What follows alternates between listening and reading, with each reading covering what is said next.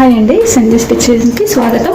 ఈరోజు రెసిపీ వచ్చేసి ఆలు మెంతి పరాటా చేసుకుందామండి. ఇక్కడ మెంతి కూర నేను కొంచెం తీసుకున్నాను, ఒక 2 కప్పులు తీసుకున్న తర్వాత కడిగి పెట్టేసుకోవాలండి. ఇప్పుడు దీన్ని చిన్న ముక్కలుగా కట్ చేసుకోవాలి. చిన్నగా వీలైనంత సన్నగా కట్ చేసుకొని పెట్టుకోవాలి.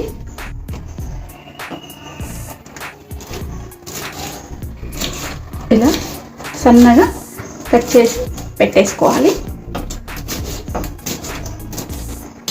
ఈ ఆకంతా కూడా ఇలాగే కట్ చేసుకొని పెట్టుకోవాలి.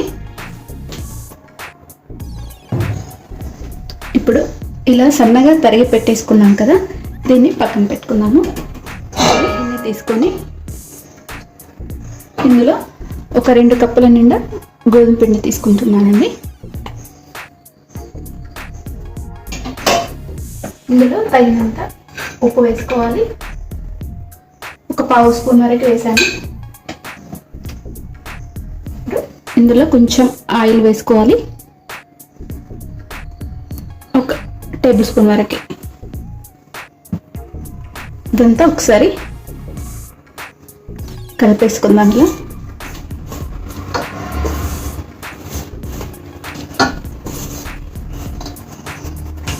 ఇప్పుడు మనం కట్ చేసి పెట్టుకున్న మెంతి కూర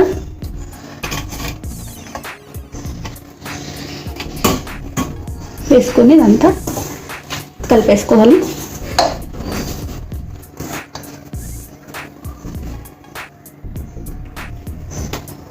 ఇప్పుడు ఇందులో తగినన్ని వాటర్ పోసుకొని మనం చపాతీ పిండి ఎలా కలుపుకుంటామో సేమ్ అలాగే చపాతీలకి అదే విధంగా మనం కలిపేసుకోవాలి.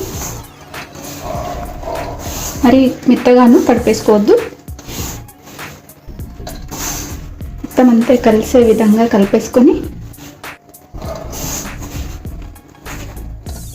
వాటర్ చూసుకుంటూ వేసుకోవాలి.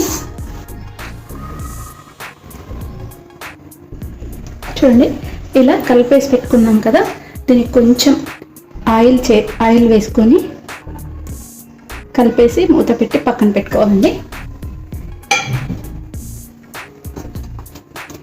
ఇలా ఆయిల్ అంతా కూడా ఇలా స్ప్రెడ్ చేయాలి.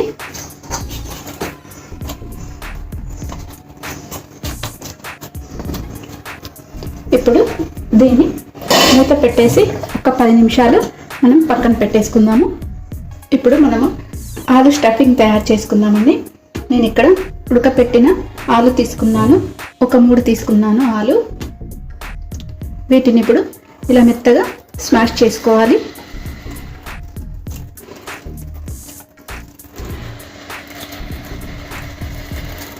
ఈ విధంగా అంతా కూడా మెత్తగా చేసేసుకోవాలి. ఇప్పుడు ఆలు ఇలా స్మాష్ చేసుకున్నాం కదా, ఇందులో పచ్చిమిర్చి ముక్కలు, అలాగే అల్లం వెల్లుల్లి పేస్ట్, కొత్తిమీర, సన్నగా తరిగి పెట్టుకున్న కొత్తిమీర వేసుకోవాలి.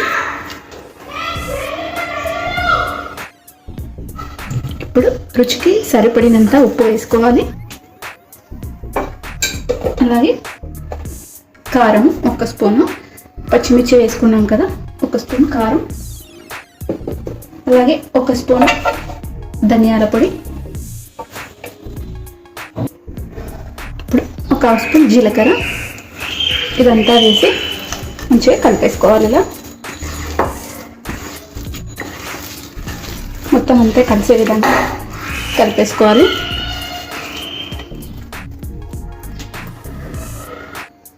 ఈ విధంగా కలిపేసుకున్నాం కదా, ఇప్పుడు దీన్ని పక్కన పెట్టుకుందాము. ఇప్పుడు మనం చపాతీ పిండి తడిపేసుకున్నాం కదా, ఇలా దీన్ని ఇలా బాల్స్గా చేసుకోవాలి.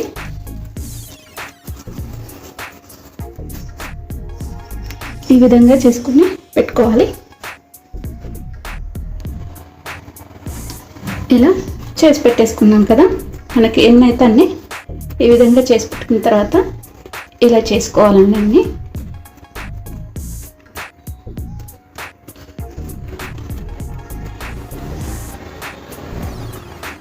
ఇలా చేసి పెట్టుకున్నాం కదా, ఇప్పుడు మనం స్టఫ్ రెడీ చేసి పెట్టుకున్న ఈ ఆలు మిశ్రమం ఇందులో పెట్టేసుకోవాలి. ఇందులో మనకు ఎంత పడుతుందో అంత పెట్టేసుకొని ఇలా ఫోల్డ్ చేసేసుకోవాలి. స్టఫింగ్ ఏమి బయటకు రాకుండా చూసుకోవాలి.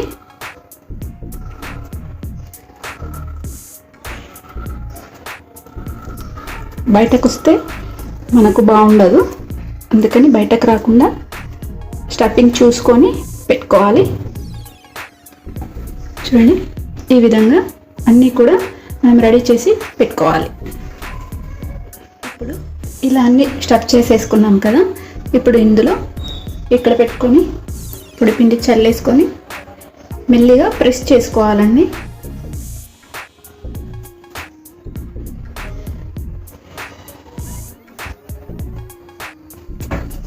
మెల్లిగా చేసుకోవాలి, ఎందుకంటే మనకు స్టఫింగ్ బయటకు రాకుండా చూసుకోవాలి.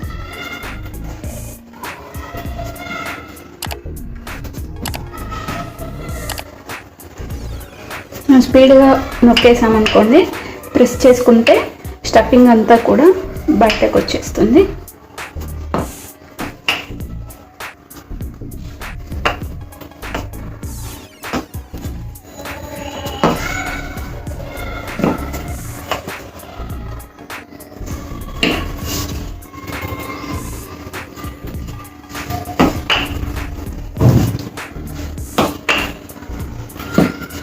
ఈ విధంగా మెల్లిగా ఇలా చేసుకోవాలి.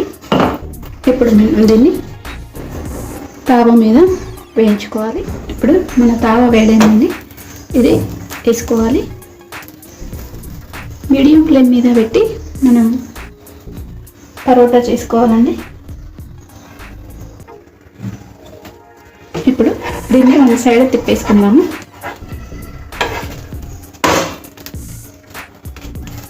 మరో సైడ్ కూడా పరోటా కాలిన తర్వాత నూనె లేదా నెయ్యితోని చేసుకోవచ్చండి.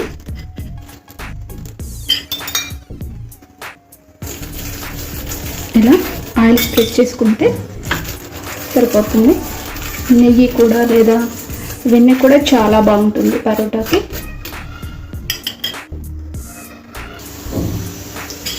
ఇప్పుడు మరో సైడ్ కూడా ఇలా నూనె వేసుకుంటూ స్ప్రెడ్ చేసుకుంటూ కాల్చుకోవాలి.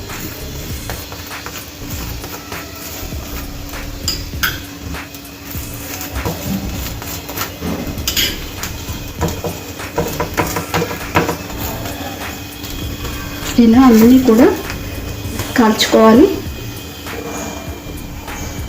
చూడండి, ఈ విధంగా అన్నీ కూడా మనం ఎన్ని పరోటాలు చేసుకున్నామో అన్నీ కూడా ఇదే విధంగా చేసుకొని పెట్టేసుకున్నాము.